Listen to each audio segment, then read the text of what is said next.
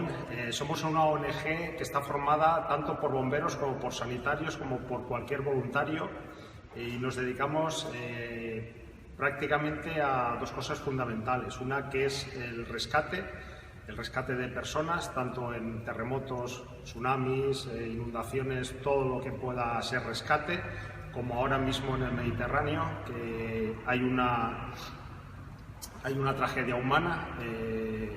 Vamos a ir con el Astral, ya tenemos 3 misiones asignadas con el Open Arms, y también nos dedicamos a lo que es el desarrollo trabajando con países pues, que les hace falta la cooperación. Estamos trabajando con Siria, acabamos de enviar un contenedor con otra ONG.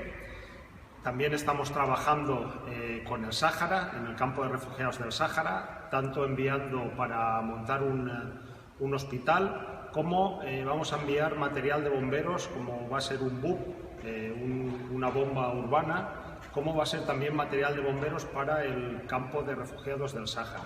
También tenemos otros frentes abiertos, como en Nicaragua, aunque ahora están un poco mal en el país, y también tenemos otro en Madagascar. Tenemos varios frentes abiertos, pero prácticamente en la ONG en lo que vamos a trabajar en estos días va a ser en los rescates en el Mediterráneo.